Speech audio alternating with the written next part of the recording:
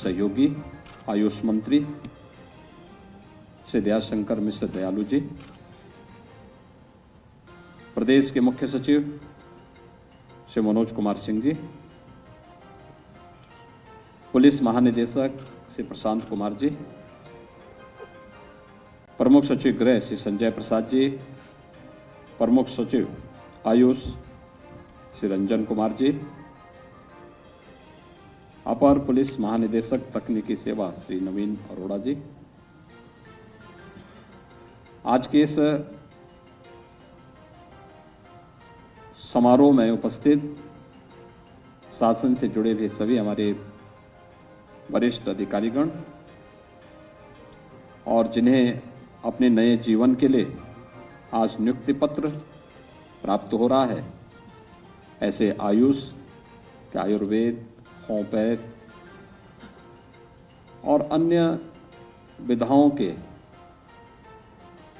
जो यहाँ पर आज professor, associate professor, assistant professor, चिकित्सा अधिकारियों और एफएसएल लैब्स के टेक्निकल स्टाफ को जो नियुक्ति पत्र वितरित हो रहा है, उसके लिए उपस्थित सभी हमारे सफलतम अभ्यर्थीगण, उनके परिवार के सभी अभिभावकगण, उपस्थित बहन और भाइयों, मैं सबसे पहले आप सबको इस नियुक्ति पत्र वितरण समारोह के अवसर पर हृदय से बधाई देता हूं। यह नियुक्ति पत्र वितरण का समारोह ही अपने आप में शासन की मंशा को, शासन के द्वारा अपनाई गई शुचिता और पारदर्शिता का एक उदाहरण है। आदरणीय प्रधानमंत्री जी की प्रेरणा से पिछले 8 वर्ष में सरकार ने लगभग 8.5 लाख सरकारी नौकरी प्रदेश के युवाओं को प्रदेश के अंदर दी। अगर ये 8.5 लाख नियुक्तियां प्रदेश के अंदर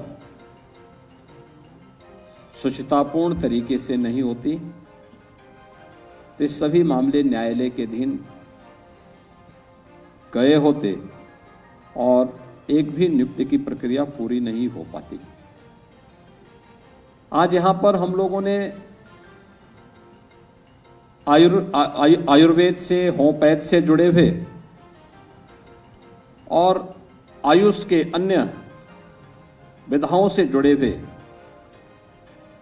नियुक्ति पत्र, जिसमें 163 आयुर्वेद के चिकित्साधिकारियों के, 3 इसमें एसोसिएट प्रोफेसर, 19 प्रोफेसर और होम्योपैथ के 3 असिस्टेंट प्रोफेसर, इनको नियुक्ति पत्र एक और हम वितरित कर रहे हैं और 296 एफएसएल लैब के जो टेक्निकल स्टाफ है, इन सबको यह नियुक्ति पत्र वितरण का यह कार्यक्रम आज यहाँ पे संपन्न हुआ है।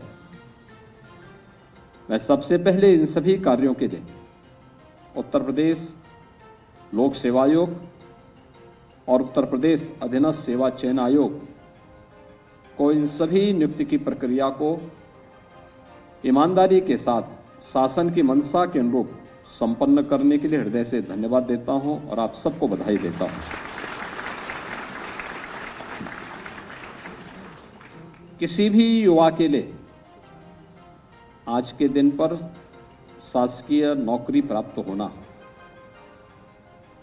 उसकी मंशा के अनुरूप नौकरी प्राप्त होना या उसके सपने को एक नई उड़ान देना जैसा है। जो सपना उसने देखा था, उसके माता पिता ने देखा था, उसके अभिभावकों ने, मित्रों ने देखा था, वह सपना साकार हो रहा है, तो स्वाभाविक रूप से आपके जीवन की आगे की यात्रा उतनी ही सुगमता पूर्वक आगे बढ़ने में यह मदद कर सकती है।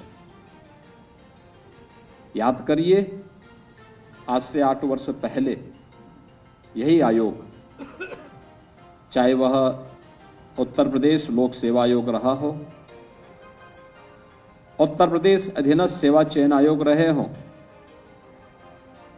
उत्तर प्रदेश पुलिस भर्ती बोर्ड रहा हो,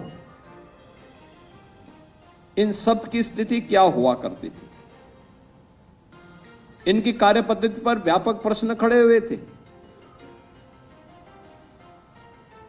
हाई कोर्ट से लेकर सुप्रीम कोर्ट तक इन सभी में अनेक याचिकाएं लंबित पड़ी हुई थी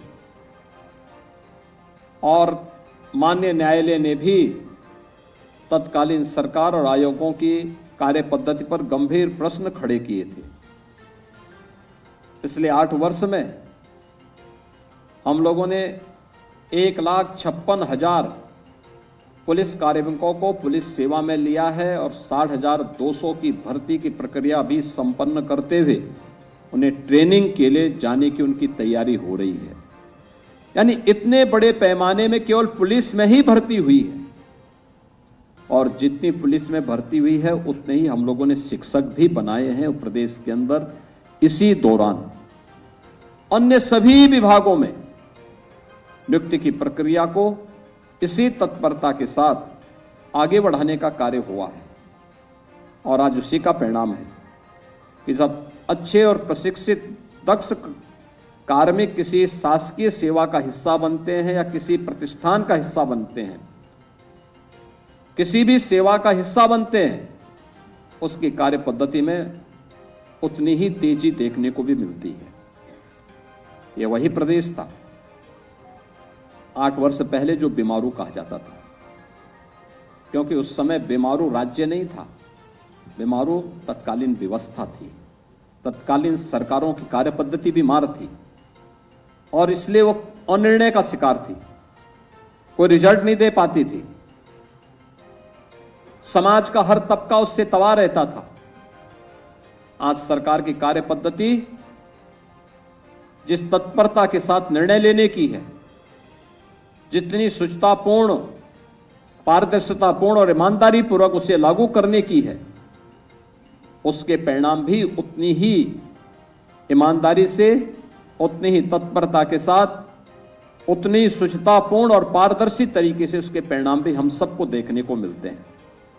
और यही परिणाम आज नए भारत के इस नए उत्तर प्रदेश का निर्माण कर रही है।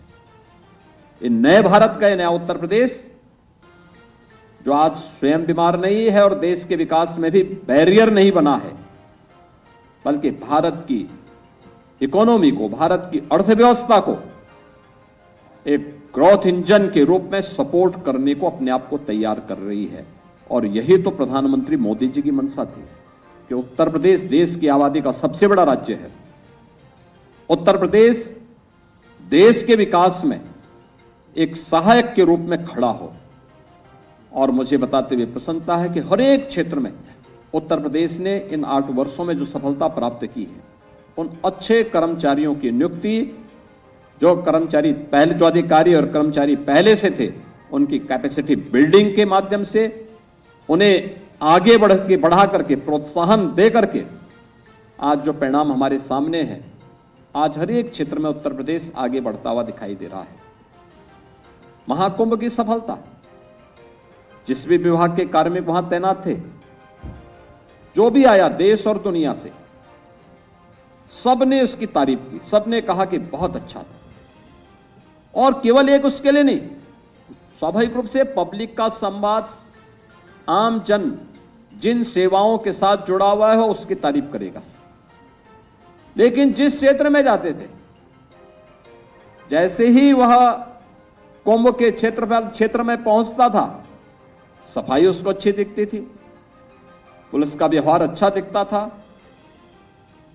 पेंटोन ब्रिज उसको अच्छे लगते थे, चेकआउट प्लेट की व्यवस्था उसको व्यवस्थित लगती थी, संगम में पर्याप्त जल की उपलब्धता उसको अच्छी लगती थी, कॉरिडोर का निर्माण उसे अच्छा लगता था, एक स्वतः स्फूर्त भाव के साथ अनुशासन उसे अच्छा लगता था। और ये विभाग तो अलग अलग थे, सभी विभाग अलग अलग कार्य कर रहे थे, लेकिन उस पूरे विभाग की मॉनिटरिंग एक जगह से होती थी। और यही टीम वर्क जब एक साथ कार्य करता है तो महाकुंभ जैसी सफलता को हमें प्रदान करता है। और यही प्रयागराज के अंदर हम सब ने देखा। यही हम अपने दैनिक जीवन में भी देखते हैं। हमारे दैनिक जीवन में भी यही सब कुछ हमें देखने को मिलता है। कुंभ प्रयागराज में हो रहा था, लेकिन कुंभ में क्या गतिविधियां हो रही थी, कैसे कैसे वहां कार्य हो रहे हैं, उसकी निगरानी हम यहीं से बैठ करके भी कर रहे हैं। क्योंकि आज टेक्नोलॉजी इतनी आगे बढ़ चुकी है, अब हर एक गतिविधि को आप अवलोकन कर सकते हैं। और हम लोग एक एक गतिविधि को देखते थे, फिर यहां से बताते भी थे कि देखो यहां पे ये चीजें हैं, यहां पे ये चीजें हैं। हमें अपनी विभागीय कार्य पद्धति को भी आगे बढ़ाने में इस प्रकार के टेक्नोलॉजी का उपयोग करके उसको एक सहायक के रूप में उपयोग किया कर सकते हैं और उसको और अच्छा बना सकते हैं। मैं आज आपसे केवल एक बात यही कहना चाहूंगा, जो ये आज नियुक्ति पत्र आपको प्राप्त हो रहा है आयुष विभाग से, आयुर्वेद होम्योपैथ के साथ साथ एफएसएल लैब्स के, ये दोनों विभाग बहुत महत्वपूर्ण विभाग हैं। आयुष जिसमें आयुर्वेद है, योग है, नेचुरोपैथी है, यूनानी है, सिद्धा है, इन सभी को मिलाकर के प्रधानमंत्री मोदी जी के आने के बाद देश के अंदर उन्होंने एक नया मंत्रालय ही इसके लिए गठित किया। ट्रेडिशन मेडिसिन की उन्होंने एक नई पद्धति को ही आगे करके उसको प्रोत्साहित किया, उसके लिए अच्छे इंस्टीट्यूट बनाए। आज उसके परिणाम हमें देखने को मिल रहे हैं। याद करिए, पहले योग कोई व्यक्ति करता था तो लोग उससे घबराने लगते थे, लेकिन आज दुनिया के 193 देश विश्व योग दिवस के साथ भारत के साथ जुड़ते हैं। ये भारत की ट्रेडिशनल परंपरा के साथ दुनिया के मन में आई हुई श्रद्धा का एक नया भाव है। हम जब स्वयं अपने कार्यों के प्रति और अपनी उपलब्धियों और अपनी विरासत पर गौरव की अनुभूति नहीं करते, जब हम स्वयं अपनी विरासत को कोसेंगे तो दुनिया हमारे पीछे क्यों जाएगी? दुनिया तो फिर ये चाहती ही है कि वह अभी हमें कोसे, और यही होता था पहले।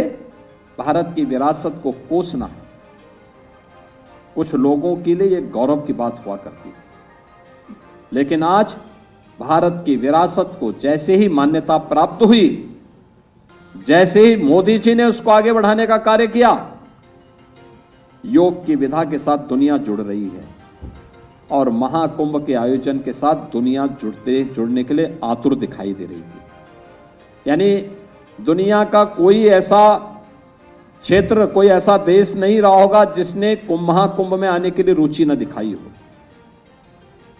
45 दिनों के इस आयोजन के दौरान हम देख रहे थे कि दुनिया के अंदर एक ही न्यूज थी और वो प्राइम न्यूज थी महाकुंभ। महाकुंभ प्रयागराज, महाकुंभ तो यूपी के एक छोटे से शहर प्रयागराज में हो रही थी, लेकिन दुनिया के अंदर सबसे ज्यादा अगर किसी ने एक आयोजन के बारे में जानकारी लेने का प्रयास किया तो वह सनातन धर्म से जुड़े हुए इस सबसे बड़े आध्यात्मिक और सांस्कृतिक आयोजन को। यानी ये चीजें क्या दिखाती है? ये दिखाती है कि जब हम अपनी विरासत के प्रति गौरव की अनुभूति करके उसके प्रति थोड़ा भी रुचि लेते हैं तो दुनिया उसके प्रति टूट पड़ती है, आह पड़ती है, और यही स्थिति आयुष के साथ भी जुड़ती है। आयुर्वेदिक पद्धति ये भारत की प्राचीन ऋषि मुनियों के व्यापक अनुभव पर आधारित वह पद्धति है जो हमें केवल रोग के उपचार के लिए नहीं, बल्कि जीवन को एक संतुलित रूप से सुरक्षित रखने और हमारे आयु को बढ़ाने में सहायक हो सकती है। हम एक संतुलित दिनचर्या के माध्यम से अपनी काया को आरोग्यता कैसे प्रदान कर सकते हैं, वह आयुर्वेद उसका एक महत्वपूर्ण माध्यम है। आयुष पद्धति उसके एक महत्वपूर्ण माध्यम बन सकती है और हम उसका पालन करें। इसके लिए सामान्य रूप से सरकार ने अलग अलग जनपदों में अनेक कार्यक्रम प्रारंभ किए हैं और हमें बताते हुए प्रसन्नता है कि उत्तर प्रदेश में तो आज के दिन पर हम लोगों ने सरकार आने के बाद एक आयुष विश्वविद्यालय की स्थापना का कार्य हमारा पूरा हो चुका है। वर्तमान में 2114 आयुर्वेद, 254 यूनानी, 1585 होम्योपैथिक चिकित्सालयों का संचालन भी आज उत्तर प्रदेश के अंदर हो रहा है। और लखनऊ पीलीभीत में यहाँ पर हम लोग आयुष की यहाँ पे निर्माणशाला का निर्माण, यहाँ पे उनके निर्माणशालाओं के भी निर्माण की कार्रवाई की अंतिम चरणों में वहाँ पे चल रही है। 15 जनपदों में 50 शैय्या के इंटीग्रेटेड आयुष हॉस्पिटल्स की स्थापना और उसका संचालन प्रारंभ हो चुका है। 3 जनपदों में इसके निर्माण का कार्य प्रगति पर है और मैं विश्वास है कि बहुत शीघ्र हम इससे आगे बढ़ा पाएंगे। 1034 आयुष्मान आरोग्य मंदिरों की स्थापना पहले से हो चुकी थी जो संचालित हैं, और इसके साथ ही 225 आयुष चिकित्सालयों में योग एंड वेलनेस सेंटर को भी प्रारंभ किया गया है। 395 राजकीय आयुष चिकित्सालयों का निर्माण का कार्य या प्रगति पर है। 551 आयुष, जिसमें आयुर्वेद, यूनानी और होम्योपैथिक चिकित्सालयों को उसके उच्चीकरण की कार्रवाई को भी आगे बढ़ाने का काम हो रहा है। यानी आयुष के क्षेत्र में जो एक कार्य है, आपके पास भी बहुत सारी चीजें देखने को आपको मिलेंगी। याद रखना, हम केवल आयुर्वेद की टैबलेट पे ही विश्वास न करें। बहुत सारी ऐसी पद्धतियां, देसी पद्धतियां होंगी, उसके बारे में भी हमें जानकारी जुटानी चाहिए। तो ये जानकारी मिलेगी आपको पुराने वैद्यों के साथ मिलकर के, गांवों में जो बुजुर्ग हैं उनके साथ मिलकर के, जिसको हम दादी के नुस्खे के रूप में बोलते थे, या गांव के किसी बुजुर्ग के द्वारा समय समय पर इस प्रकार की उपचार की पद्धति वहां पर अपनाई जाती थी। उसके पीछे कुछ तो रहा होगा। टैबलेट उसका एक रिफाइंड रूप है, लेकिन हमें उसके बारे में भी जानकारी लेकर के और उस ज्ञान को सुरक्षित करना होगा, देखना होगा कैसे ये चीजें आगे बढ़ सकती हैं। और ये बहुत सारे हमारे दैनिक जीवन में बहुत सारी ऐसी चीजें देखने को मिलती हैं। आप सामान्य रूप से भी देख सकते हैं। मैं एक बात देखता हूं, सामान्य रूप से आप देखते होंगे कि अगर आप किसी गाय को शहर की कोई ऐसी चीजें खिलाएंगे जो चीजें बहुत अच्छी स्वादिष्ट न हो, कोई इस प्रकार की चीजें हो जिसमें सड़ा गला सामान हो या कोई ऐसा खराब सामान हो, खा तो लेगी फूके, लेकिन उसके दूध पे भी उसी प्रकार की महक आपको देखने को मिलेगी। आप मार्केट का चौकर जो बहुत क्वालिटी का ना हो खिलाएंगे, उसके दूध पे इसका असर पड़ेगा। लेकिन अगर उसी गाय को आप अच्छा चारा दे रहे हैं, अच्छा घास दे रहे हैं, अच्छा जो है उसको चौकर मिल रहा है, क्वालिटी का है, आप देखेंगे उसके दूध पर भी उसका असर वहां पे देखने को मिलता है।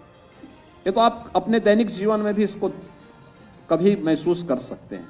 आप कैसे अनुभव कर सकते हैं कि जिस खेत में या जिस खेती में फर्टिलाइजर और पेस्टिसाइड को बड़े पैमाने पर डाला जा रहा है, उससे प्राप्त होने वाला अन्न व्यक्ति को बहुत आरोग्य रख पाएगा, ये अपने आप में बहुत बड़ा प्रश्न खड़ा करता है। हमें इसके बारे में लोगों को जागरूक करना होगा। क्या प्राकृतिक खेती इसके विकल्प को प्रस्तुत करके लोगों की बचत का माध्यम बन सकता है?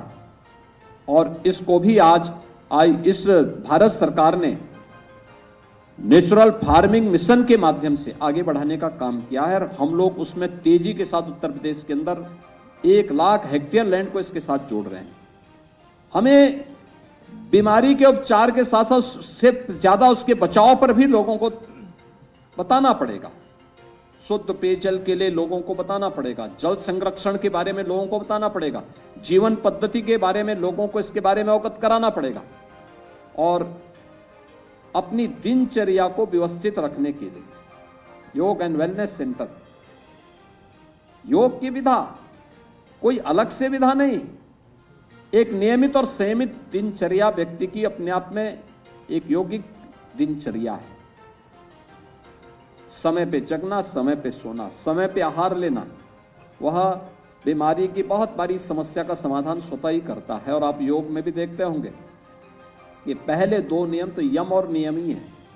ये यम और नियम यानी एक व्यवस्थित दिनचर्या का ही एक हिस्सा है, कोई अलग नहीं है।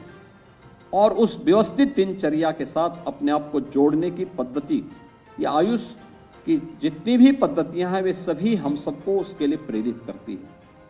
हम लोग अपने अपने स्तर पर इस कार्यक्रम को आगे बढ़ा सकते हैं। और इसीलिए मैं आयुष से जुड़े हुए आप सभी लोगों को, जो प्रोफेसर के रूप में, एसोसिएट प्रोफेसर, असिस्टेंट प्रोफेसर या फिर एक चिकित्सा अधिकारी के रूप में जिन्हें आज यहां नियुक्ति पत्र प्राप्त हुआ है, उन सबसे कहूंगा कि नियुक्ति पत्र प्राप्त होने के पहले अक्सर हम देखते हैं कि लोग बहुत बार आते हैं, कहते हैं साहब नियुक्ति पत्र एक बार मिल जाए। और नियुक्ति पत्र मिलने के बाद वे लोग ये मानते हैं कि साहब ये तो मेरा अधिकार था, अब ड्यूटी न करना मेरा दूसरा अधिकार हो गया है। तो ये न होने पाए।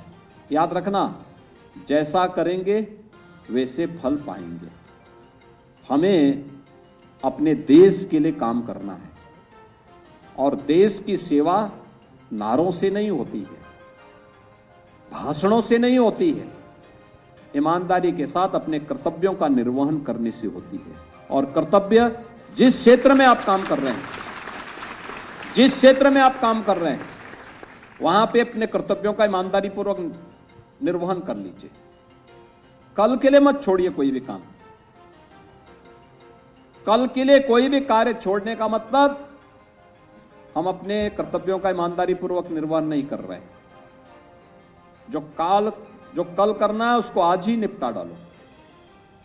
अगर आप इस तत्परता के साथ निर्णय लेंगे तो जनता भी आपकी कार्य पद्धति को खुशी खुशी स्वीकार करेगी और जिस क्षेत्र में आप काम करेंगे उसमें सफलता की नई ऊंचाइयों को आप छूने का काम करेंगे।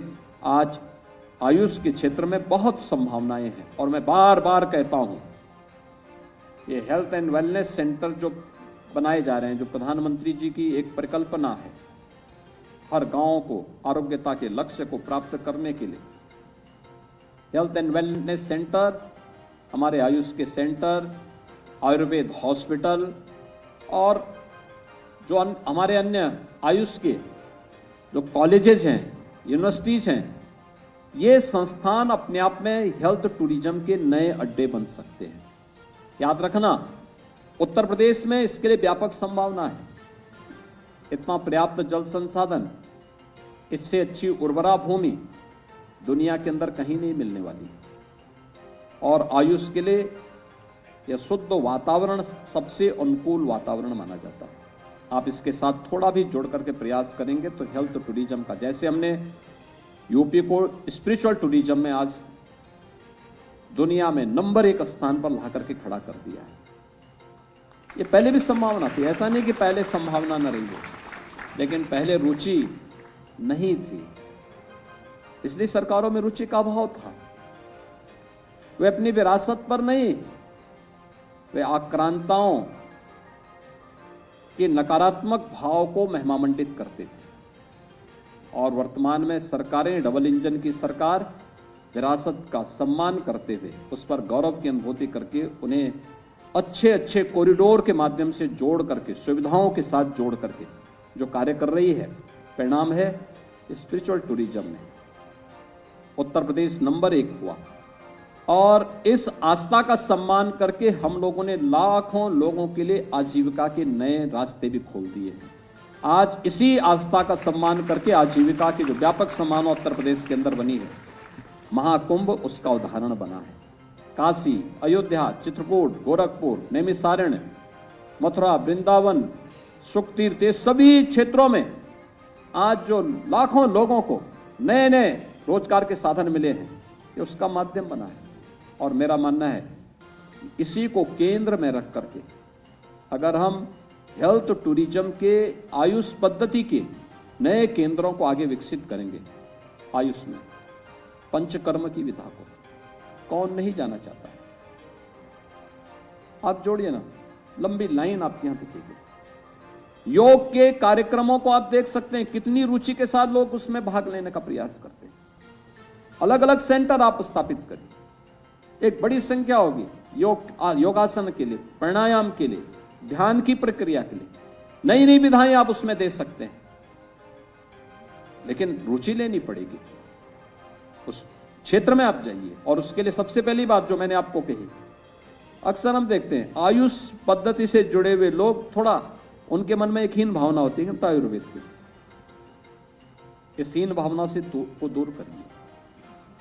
जैसे हम लोगों ने महाकुंभ के आयोजन के साथ 19 के पहले लोग हमसे पूछते थे, बोलते थे क्या कुंभ का आयोजन करेंगे? हम कहते हैं हाँ करेंगे। अरे बड़ा पैसा लगेगा। अबे हमने कहा पैसा हमारा लगेगा, तुम्हें परेशानी किस बात की? हम आयोजन कर रहे हैं, कहा इतने बड़े आयोजन में भीड़ आएगी, कुछ भी हो सकता है। मैंने कहा कुछ भी नहीं होगा, हम लोग करेंगे, कुछ भी नहीं होना है। हम ये मान करके चलते हैं, हम अच्छा नियत से काम करेंगे, परिणाम हमारे पक्ष में आएगा। और आपने देखा होगा 19 प्रयागराज कुंभ ने और महाकुंभ प्रयागराज 25 ने उत्तर प्रदेश को एक नई पहचान दिलाई है। ऐसे ही रिस्क तो लेना पड़ेगा जीवन में। लोग आपके बारे में बहुत सारी, लेकिन ये तब हुआ जब हमने अपनी विरासत के प्रति सम्मान का भाव रखा। ऐसे ही आयुर्वेद के प्रति, योग के प्रति, नेचुरोपैथी के प्रति या इन ट्रेडिशनल मेडिसिन के प्रति आपके मन में जितना श्रद्धा का भाव होगा, जितना आप उसको श्रद्धा भाव के साथ आगे बढ़ाने का प्रयास करेंगे, उसकी नई नई विधाओं में आप टूरिज्म के नए सेक्टर का विस्तार देने में सफल हो सकते हैं। हर जनपद में, हर विकासखंड स्तर पर अगर आप इस दिशा में कार्य करेंगे तो नए रोजगार के सृजन में ये मदद कर सकता है। वैसे ही मदद कर सकता है जैसे आज वन डिस्ट्रिक्ट वन प्रोडक्ट के माध्यम से हम लोग प्रदेश के अंदर अलग अलग जनपद में ढेर सारे रोजगार के साथ साथ एक्सपोर्ट के एक नए हब के रूप में स्थापित करने में हमें मदद मिली है। दूसरा पक्ष है जो आज यहां पे एफएसएल लैब्स के लिए टेक्निकल स्टाफ को भी नियुक्ति पत्र वितरित किया गया है, जिसमें 96 कनिष्ठ प्रयोगशाला सहायकों को नियुक्ति पत्र वितरित किया गया है। 1 जुलाई 2024 को पूरे देश के अंदर 3 नए कानून लागू किए गए हैं और 3 नए कानून में जो सबसे बड़ी भूमिका होने जा रही है वह इन एफएसएल लैब्स की होनी जा रही है। और इसी को ध्यान में रख करके हम लोगों ने तय किया, यानी उत्तर प्रदेश में पहले केवल 4 एफएसएल लैब्स थी, हमने 8 और बनाई, अब 12 हैं। अब 12 के बाद 6 वर्तमान में निर्माणाधीन है, कुछ अन्य कोई निर्माण की प्रक्रिया के साथ हम जोड़ रहे हैं। हमारा प्रयास है कि हर रेंज स्तर पर, यानी जो वर्तमान में उत्तर प्रदेश का कमिश्नरी का ढांचा है, इनमें तो एफएसएल लैब हो ही, लेकिन साथ साथ इन सब को जोड़ने के लिए हम लोगों ने प्रदेश के अंदर एक Uttar Pradesh state forensic institute की भी स्थापना की है और एक बहुत अच्छा काम शुरू हुआ है। अच्छी दिशा में कार्य करना सुशासन की पहली शर्त है कि हमारे यहां कानून का राज हो, सुरक्षा का एक बेहतर वातावरण हो। और कानून का राज स्थापित करने के लिए आवश्यक है किसी भी पीड़ित को समय से न्याय मिले, किसी भी अपराधी को समय पे हम साक्ष्यों के आधार पर कटघरे में खड़ा करें, किसी निर्दोष के खिलाफ कार्रवाई न हो, बल्कि किसी दोषी को हम साक्ष्य के आधार पर सजा करा सकें। और इसमें जो सबसे बड़ी भूमिका होने जा रही है वह एफएसएल लैब्स की होने जा रही है। खासतौर पर जो हीनियस क्राइम है, 7 वर्ष से ऊपर की सजा में जहां पर एफएसएल के साक्ष्य आवश्यक है, वहां पे तत्काल इन कार्यक्रमों को आगे बढ़ाने के लिए हम लोगों ने पहले ही तय किया है कि हर एक जनपद में 2-2 हमारे पास मोबाइल ऐसी लैब हों जिनको हम तत्काल घटना स्थल पर भेज सकें। और इसके लिए सरकार के स्तर पर व्यापक तैयारियां चल रही हैं। लेकिन हमारे पास समस्या यही थी कि टेक्निकल स्टाफ का अभाव रहता था। अब तो आपके पास फॉरेंसिक इंस्टीट्यूट भी उत्तर प्रदेश के अंदर आ चुका है, यहाँ पे डिप्लोमा भी और डिग्री के भी अनेक कोर्सेज प्रारंभ हुए हैं। तो यह एक नया माध्यम है। दूसरा, इनकी कैपेसिटी बिल्डिंग के लिए भी अनेक कार्यक्रम किए जा रहे हैं और मैं चाहूंगा कि इस दिशा में और तेजी के साथ हम इसको आगे बढ़ाएं, क्योंकि जो भी अगले 10 वर्ष तक जो भी कार्मिक यहाँ से आएंगे, निकलेंगे, जो भी यहाँ से इस हमारे स्टेट फॉरेंसिक इंस्टीट्यूट से जो भी छात्र यहां से निकलेंगे उनके लिए नौकरी की देश में और दुनिया में नौकरी की कमी नहीं रहेगी। किसी भी फील्ड में उनके लिए नौकरी की कमी नहीं रहने वाली है। उन्हें अपने आप को अभी से तैयार करना होगा, इंस्टीट्यूट को अच्छा करना होगा, FSL लैब्स को तेजी के साथ आगे बढ़ाना पड़ेगा। हमें मोबाइल फॉरेंसिक लैब को भी उसको विस्तार देना पड़ेगा, जिससे प्रधानमंत्री जी की मंशा के अनुरूप 3 नए कानून को हम प्रभावी ढंग से आगे बढ़ा सकें। और इसके लिए जो 93 आज यहाँ पर इन सभी जो लैब टेक्नीशियंस हैं इनको नियुक्ति पत्र भी वितरित किया जा रहा है। उनसे भी मैं यही कहूँगा कि पूरी तत्परता के साथ जांच के अनावश्यक पेंडिंग्स न हो।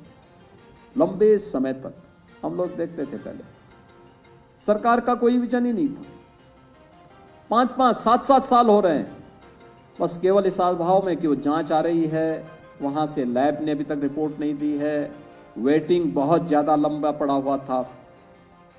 सरकार के लिए अन्य कार्यों के लिए पैसा खर्च करने के लिए था, फालतू के राजनीतिक कार्यों में जिसका आम जनता से कोई लेना देना नहीं, उसके लिए पैसे खर्च होते थे।